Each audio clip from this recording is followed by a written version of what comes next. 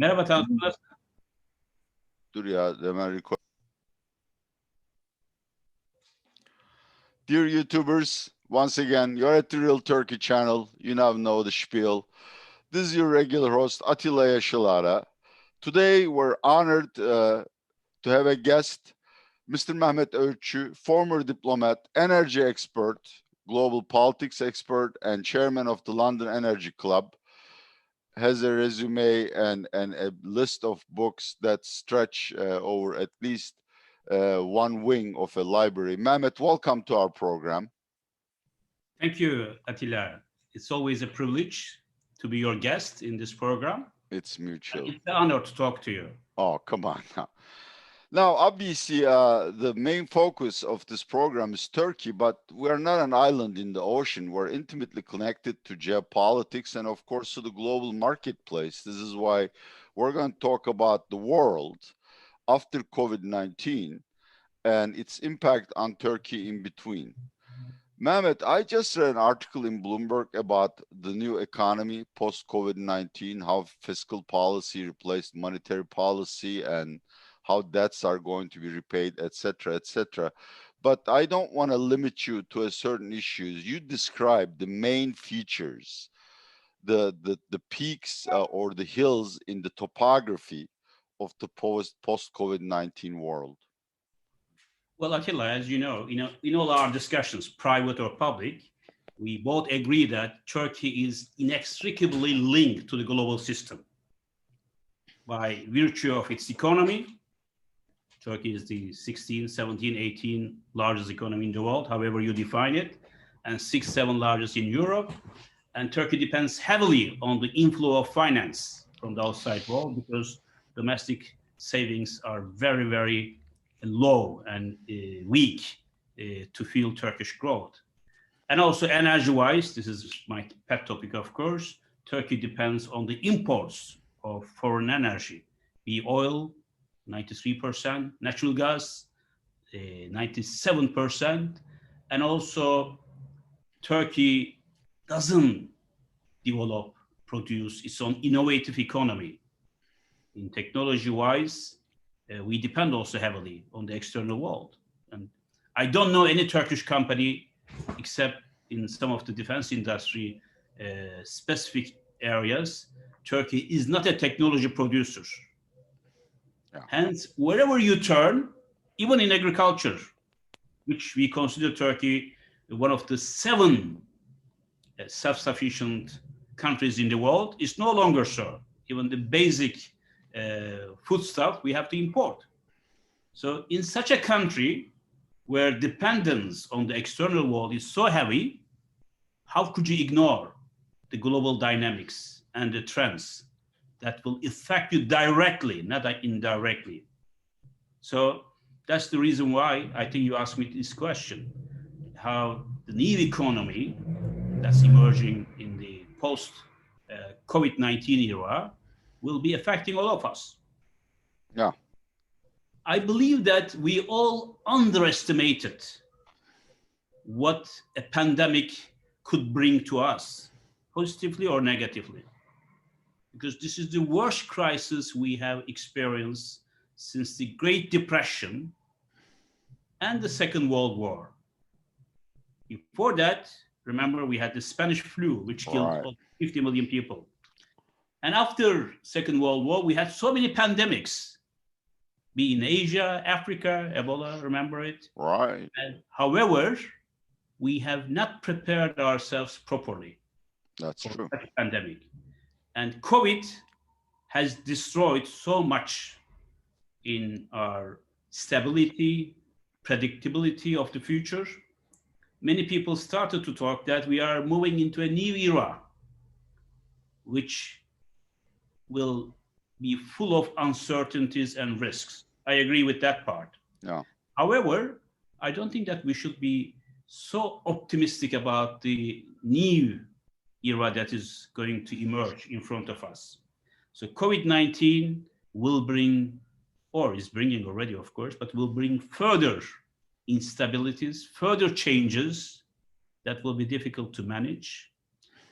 And it might also bring some opportunities in certain regards, because, in Chinese, I always say there is one single character which symbolizes the opportunity and the risk at the same time, depending how you read it. I'm going to ask you just a little parenthesis, but that I have always been very curious about this. It's probably anti-Chinese propaganda. Is it also true that there is only a brushstroke difference between stranger and victim? You No don't have, comment, no comment on that. I think you can say better. So let's start with China. I think most of us who watch this program see the fierce competition between United States and, to a lesser extent, EU on one hand, and Russia and its ally. I'm sorry, China and its ally Russia on the other hand. But it's much bigger. I see India, Taiwan, Japan, Australia getting involved, and it is also happening at a level where we don't see it. For instance, a cyber attack on American meat plant or an American pipeline, and also a Russian report that possibly other foreign state actors are attacking Russian vital facilities to steal information or to sabotage it. So there is this sort of like from old Star Trek episodes, multi-dimensional chess game between almost all the great powers in the world. How is that going to affect the future that we're going to travel? Well, the new geopolitical order has not been redefined clearly. And there is also need for redistribution of global power, and this has not been done yet. For one matter, China, we have to see China in three ways. Either China is a great danger, it's a great risk, it's a red peril to the world. Therefore, we have to do everything possible to fight China. Haven't heard that since McCarthy days. Go ahead. That's one way to see China. There are people who see China that way, by the way. And the second China is China is an opportunity. Look, 1.4 billion people, that's a market for you. You can invest heavily. You can use it for your supply chain. And China is a big consumer of energy, food, and mining, and what you have. Therefore, it's an opportunity for us. We have to work with it. And the third one is business as usual. Look, however it develops, it will continue. My personal opinion is, if you ignore or try to undercut a re-emerging nation, I'm not saying emerging, re-emerging nation like China, and if you don't provide sufficient space in the global governance, economically, politically, technology, trade, investment-wise, then this is going to be a restless power. And I think we are unfair towards China, because 1 in every 5 in the world is Chinese. Let's not forget that. And China, in many regards, in terms of production, of manufacturing and industrial technology, in technology, artificial intelligence is the number 1 in the world. All the EU nations plus US combined cannot make one China in terms of how much they spend on artificial intelligence or renewable technologies. So don't belittle, don't look down China. It is the major power that has to be reckoned rather than seen as a threat, risk, and what you have, as a red peril.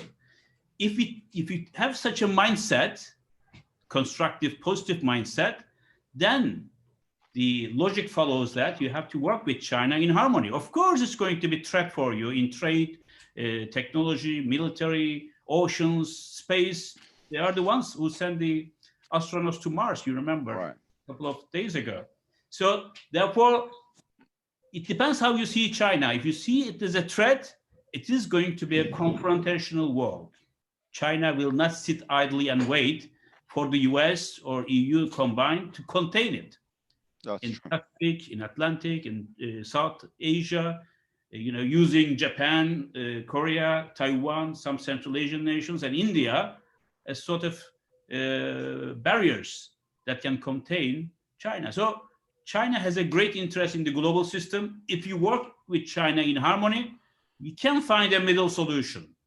I think, again, do correct me if I'm wrong, it comes down to what rules are applicable to the new order and the role of values. You know, sort of what is democracy, what's human rights, what's workers' rights, etc. Do you agree with that? And if you do, can one find a middle ground on which both sides can work together and, you know, achieve a common denominator? Again, let me play the devil's advocate. Sure if I do, may. yeah. Oh, please, Paul, please do, yes. Since you are the angel now in this dialogue, let me play the devil's advocate. Well, you know, China, I think we owe a great debt to China for feeding, energizing, providing shelter to 1 in every 5 in the world. And the world order currently we are in has been established after the Second World War. By whom? By victorious nations of the Second World War. Bretton Woods, NATO, you remember, Council of Europe, everything else. So it's a Western-dominated system in which there is no room for China or India, for that matter. Yeah. However, now, these two nations leading the growth and the future as we see it, if you ignore them, if you leave them behind, they are going to be the revisionists. So who wrote the rules of the game? Not China or India. No, exactly. I mean, this is Why should I want respect the rules prepared by the victorious powers of the post-Second World War era? That's the reason there is a need for a restructuring, redesigning international governance, redistributing power in that sense. But US and the Europeans will never accept that peacefully. Oh boy. We already have it. Now we have come to the forecast part. So may I read words into your mouth and say that one feature of the post-COVID world is intense competition between these two axes that may harm economy or even technological evolution. Are we looking sort of like at a scenario where the world was separated by the Iron Curtain, only this time at many more levels than it used to be? I think it was a wonderful period, looking back. War era. Yeah, we knew who the enemies were. The Soviet Union, there is the United States, and the satellite nations around them. So there was enormous degree of stability. Right. We knew what was going to happen. Not even one shot was fired. We had all this nuclear intercontinental missiles and conventional weapons and what you had, nothing happened. Funny enough, in the post-Cold War era, the only time a Russian jet was shot down, it was done by Turkey. Thank you. We're proud of that. Thank you. Turkish F-16s, shot down Su-20, the Russian jet. This was the only incident in which a NATO nation and Russia was involved. But now we have asymmetrical battles. Yeah. So I think no longer we will be fighting, except in certain places by proxies. No, I think that the threat of mutually nuclear annihilation still holds for both sides. So there is no probably global war, but I think it's there, but we used to call it in the Cold War era as MAD, M-A-D, mutually assured destruction. Mutually assured destruction. Yes, I'm sorry. I think this was a great deterrence for both sides. Now, since there is no iron fist on top of the nations, bashing them and preventing them, now you have all kinds of wars, from Yemen to Africa, Pakistan, India, Latin America, wherever you go. Then terrorist threat now is bigger than the traditional conventional warfare. Now the real battlefield is in technology. Right, that's where I want to get to. Okay. If you want to fight China, you have to excel in artificial intelligence. You have to excel in the batteries, lithium ion batteries. And you have to excel in gaining access to cobalt, nickel mines rather than oil and rare earths as well. Rare earth, all these minerals. And you have to also excel in how you explore the space, oceans. So it's no longer your F-16s or your Patriot missiles, tanks. These are things of past. Still, of course, we'll have them, but these are things of past. Today, you remember perhaps an Iranian-supported group of Yemenis flew 10 drones against Saudi Arabia. They wiped out half of the Saudi oil production and facilities. And you know how much it cost, perhaps? About $1,000 at Amazon prices. Maximum, 10 of them, they probably paid about $1 million. Oh boy, okay. Saudis had trillions or billions of dollars of worth, anti-missile systems and all you have, and it wasn't effective at all. Today, you mentioned also this pipeline in the US through cyber attacks. And so the US, certain states were deprived of oil. There were long queues in front of the gasoline stations. And the same will happen. I mean, Turkey provided support to Azerbaijan against Armenia. The Turkish drones, I think this is something that we should. I think it changed the military doctrine.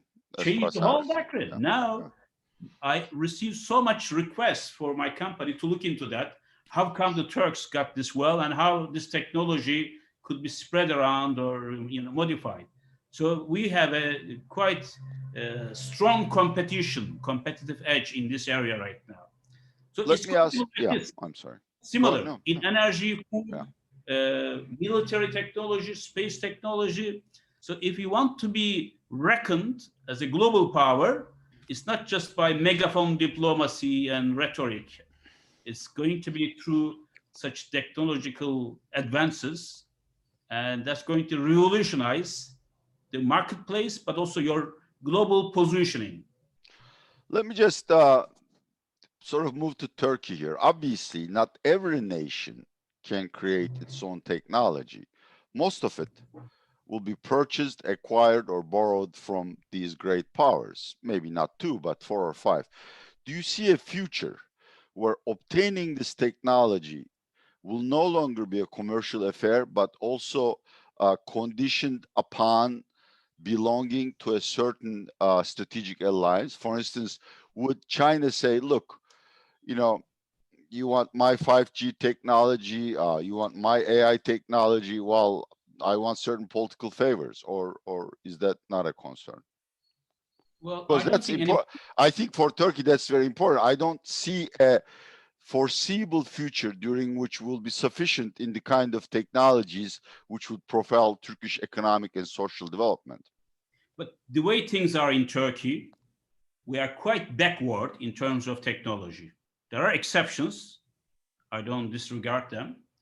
But overall, if you look at Turkish exports, the share of technology or value-added part are very small. 4%, roughly. 4%, that's nothing. So by selling agricultural produce, textile, car spare parts, you can't win in today's world economy. You will be trapped, as we know, this middle income trap, not going beyond $10,000 GDP per capita. So look at Korea, how they have done it. I mean, to advance in technology, you have a couple of prerequisites. One of them is you have to do industrial espionage somehow. Steal the technology. It's not politically correct, but this is how Japan, Korea, Chinese, they have done it.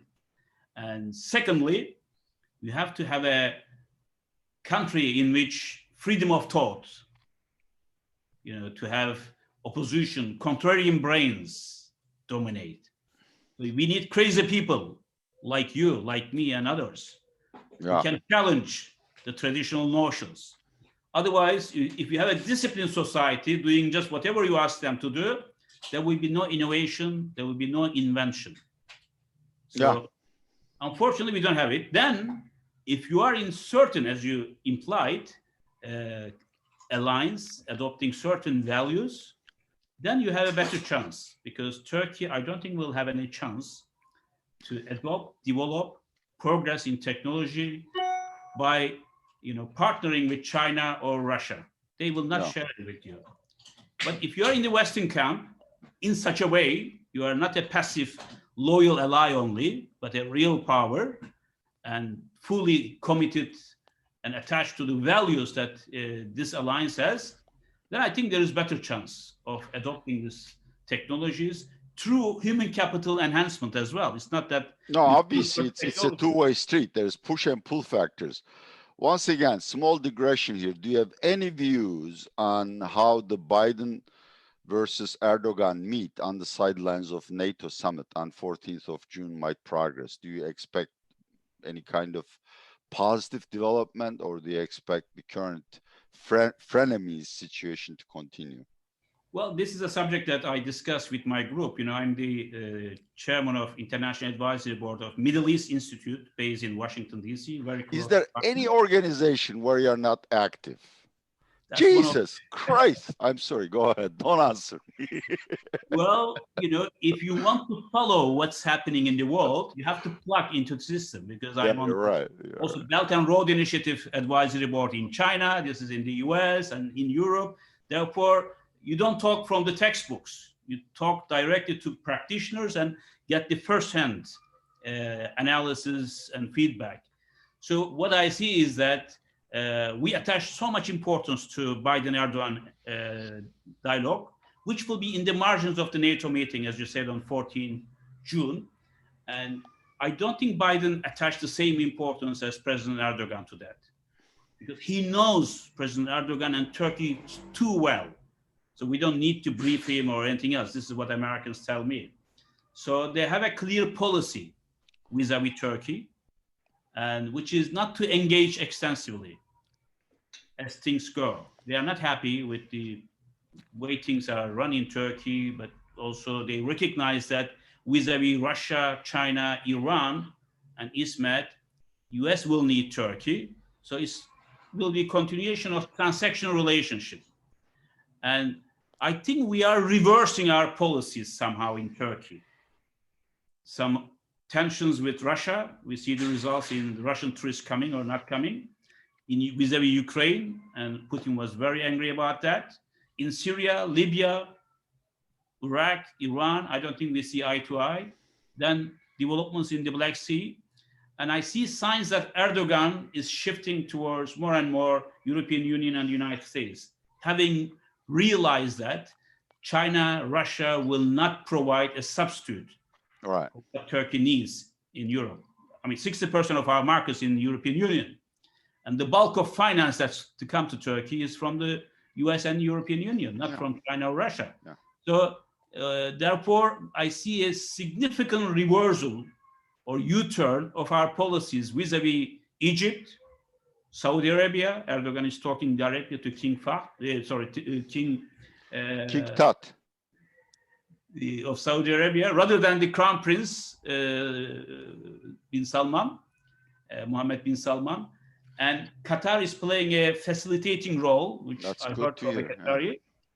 With Egypt, we are talking.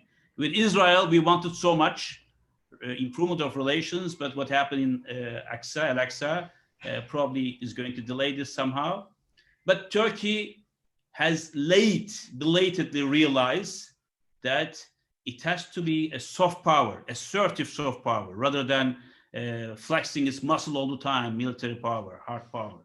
Because if you are in such a position where you heavily depend on the rest of the world, and there is so much at stake in your relations with EU and US, then also neighboring nations, in this geography, it's no joke, Turkey is the largest and most powerful regional power, all the way from China to Germany, Russia to Saudi Arabia. True. But we don't know how to use our brain muscles, probably. Exactly. And that's the challenge. Now I think we are learning this. I don't know whether with the current mindset of the Turkish government, you can make such a U-turn, because there's a serious issue of credibility. Yeah. And neither Europeans, nor Americans, nor Russians, nor Chinese, nor Middle Easterns trust Turkey. I think probably it's a mutual feeling, and Turkey doesn't trust them either. Therefore, Turkey has to emerge as a nation who knows what it wants in the next decade or so, but also to be inspiring trust. Because like in our individual relationship, personal, interpersonal relationship, the same holds true in relations between the states and the leaders. I have to trust them. Can we briefly say, if I understand you correctly, Turkey's transactionalism and this strange dance between Russia, China, and the United States is over? We have to commit ourselves to one of these blocks? We will be forced to do so. Exactly. Okay. Because the Americans will tell us, like George Bush used to say, you are either with us or against us. Why does every leader say that? Why can't they say, well, you know, let's fine, just take it easy. Okay, let's move on to the next subject. Which I'm sorry, Turkey, go ahead. No, please go ahead. Turkey is in such a position where our traditional breach concept could be used, because we can talk to Putin directly, no matter how hard it is. We have bitterness. We can talk to Xi Jinping. We can talk to Saudi king, despite all this rhetoric against Turkey. With the Iranians, we can still talk while talking to Brussels and Washington at the same time. Therefore, if Turkey is credible, trustworthy, with its own power, imperial backbone, I think we could be an excellent go-between while protecting and enhancing our own strategic interests at the same time. Which we had done until the Arab Spring, which spoiled us. I want to move to an issue which, to be perfectly honest with you and to our audience, is much more important than what happens between all of these countries, which is the greening. Can't even find the word. Just simply, look, are we going to care about the environment and the climate change from now on, or is it just another fad like working from home? Well, it was like this until a few years ago, I guess. And we run from one meeting, one summit to another about the climate change. We signed all these conventions, agreements, and summit declarations. However, for the first time, climate change has become such an important topic, a requisite, which, like it or not, you have to adopt in your business decisions or government policies. If you don't do it, you will be subjected to sanctions. ESG, yeah. Serious sanctions. The Green Deal, take Green Deal, the European Union developed back in 2019 in Brussels. And if you don't adopt the Green Deal, which involves moving away from the fossil fuels towards greener growth and renewables, and then you will be penalized. How? Because if you are exporting 60% of your products and services to European Union markets, they will stop you at the border if you are not using renewable, cleaner energy. If you want to access the financial markets, capital markets of Europe, they will ask you, where are you going to use this money? Where is your ECG statement? ECG statement. So if you don't have the right answer, you will be prevented from accessing these markets, where it is a life and death matter for Turkey. We don't have money at home. Yeah. We rely heavily on external finance. And I think likewise, it's also, it's going to be like the Copenhagen criteria. Right. That's used for democracy and freedoms. And now Green Deal and climate change benchmarks will be used as a political pressure instrument. There is a problem, though. Just one thing I want to add here before moving to that. You know, Turkish position. Turkey has signed the Paris Climate Change Agreement of 2015, but since then we have not approved it, ratified it in our parliament. We were too busy with Istanbul Convention. We were too busy with Istanbul Convention. But now I assert here that, as you know, in November, there is going to be a climate summit in Glasgow, United Kingdom. If Turkey doesn't ratify it by then, there will be huge implications for us. Yeah. And I can bet with you that Turkey will ratify it before. I agree with you. There is a problem here, though. I mean, we are surrounded by nations, and correct me if I'm wrong on my perception, like Russia and the entire Black Sea littoral, as well as Iran, who don't really care that much about these things, or maybe they are too poor to be able to care about these things. And climate change is not something that you can control within your borders. It has to be at least a regional effort. Do you see Turkey bringing together an alliance, for instance, in Eastern Med or in the Black Sea that would help us facilitate? Um, well, we can't stop climate change, but at least we can slow it down. Well, if you don't count on three countries in the world that are the biggest emitters of carbon dioxide, number one is China, number two is United States, number three is India, then comes European Union, or four blocks. Then whatever the rest of the world is doing is meaningless. But thanks God, when I was working for OECD, we put a lot of pressure on China, Right, to come China. to the table for climate change. They always said what Turkey is saying today. Well, we are a poor nation, we need to develop, and you messed up the world, and it's our turn now, to use manufacturing and heavy reliance on fossil fuels. We can't do it. But now China has emerged as a leader in climate change matters, using it for commercial purposes as well, technologies. And Turkey is using these arguments right now not to ratify climate change. Therefore, I don't think that it's an option for Turkey or other nations, Russia, Middle Eastern nations, East Med nations. So there is no prospect for creating an alliance that will slow down or reduce our commitment to climate change. No, I meant exactly the otherwise. Can we convince the Black Sea nations and Iran and etc. to cooperate with Turkey to mitigate climate change? Well, I think if Turkey works itself to mitigate the effects, I think US, China, and the European Union will do a much better job of convincing other nations. They're already doing it in Russia and Ukraine. That's good. They have a program for India and Gulf nations, Middle Eastern nations. So as I said, it's no longer take or leave it. Yeah. Because we are affected globally, all of us. Right. Therefore, there will be huge pressure on all of us. And we have to see this as an opportunity. Why? Because Turkey doesn't produce any fossil fuels, very small amounts. Oh. So we are going to be fortunate if we can transform our heavy industry, polluting, energy-intensive industries, moving away from them and coming towards more smarter, cleaner industries, technologies. It is a win-win for us. It's an opportunity, I believe. Let's finish this interview with the positives that you had underlined at the beginning.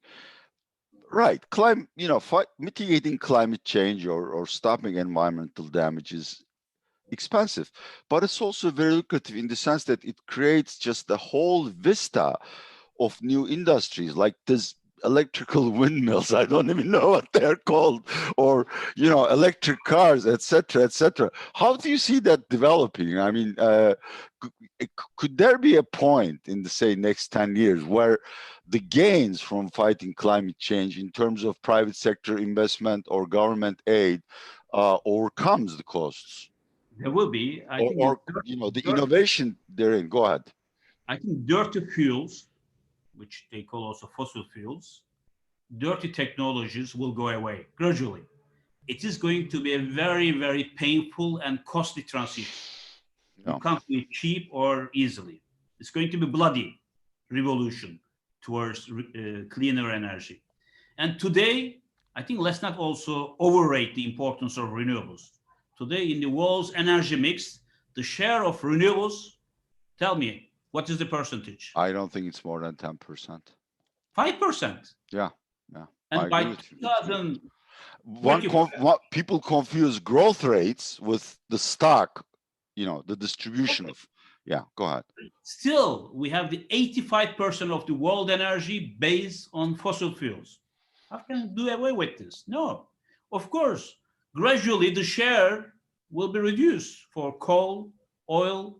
Natural gas, I believe, will be more neutral, stable. Yeah. But there will be huge increase in solar energy, photovoltaic, and steady increase in wind power. And then the petrostates like Venezuela, Russia, US is number one, as you know, in natural gas. Yes. Petrostates, I believe that they are around 900 million in the world now, and they will be dithering away. And this is going to be very difficult for them. For us as well. Imagine Caspian nations, Middle East nations, East Mediterranean, Russia, and their revenues come from fossil fuels. And they will have very tough time 10 years from now.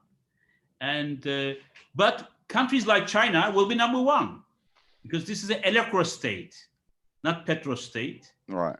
China controls 85% of the solar technologies, 45% Awesome. of wind, lithium, cobalt, nickel, refining. So China will be firing the shots in the next decade or so, unless, as part of a conspiracy, internally we create so much instability and risk within China so that they will be looking inward and not do anything globally. This is also an option, of course. West is trying to do that. I don't know whether they will succeed or not.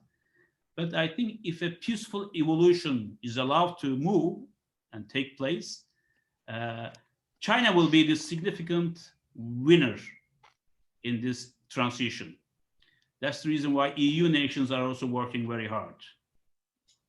Everybody is. Again, let's finish this with another note. You said, or so I understood you, that after COVID, it's not going to be roaring 1920s. Obviously, that is one of the problems. But, I think I can think of permanent unemployment.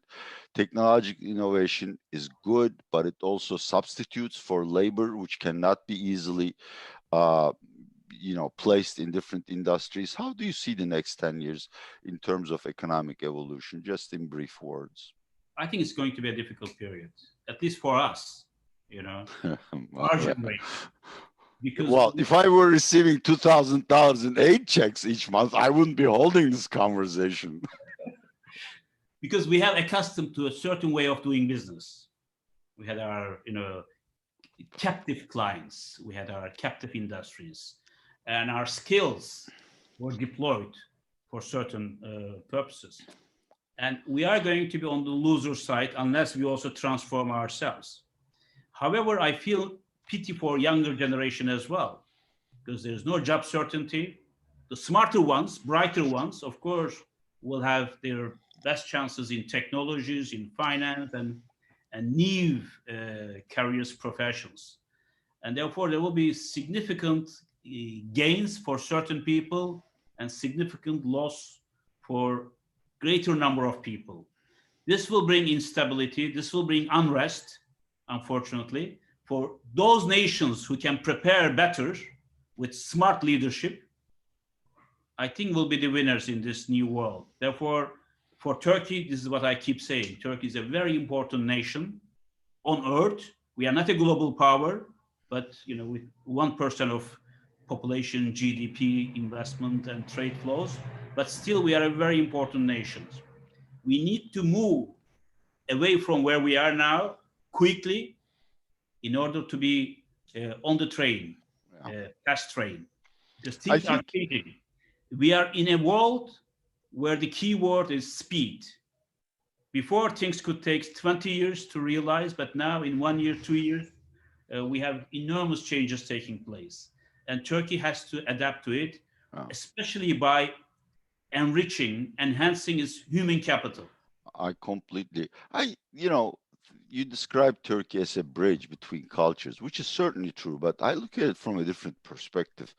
I think Turkey is sort of a laboratory to see whether Western values and capitalism and democracy and Eastern values of, sort of paternalism, respect for state, as well as, of course, the whole, Muslim religion can live together peacefully and enrich themselves. So in that sense, too, I think, more than being a global power, just being an example of that we can prosper in this unique mix of culture is as important as stretching our muscle in Libya.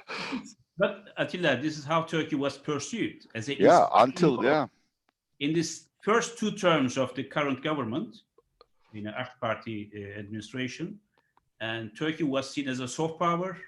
Turkey was an inspiring model of a country combining free market, Islam, and modernity. They loved it. Right now, the image, right or wrong, perception is reality always, unfortunately, is not very positive around the world. Wherever, I mean, I travel a lot. Wherever I go, I see that Turkey is seen as a nation which is creating troubles for itself and for the rest of the world. Yeah. It shouldn't be that way. And also, I agree with you that what matters is not Turkey being the largest economy, the most powerful military. Turkey should be a nation which is at peace with its neighbors in the region, but also which has happiest people Right.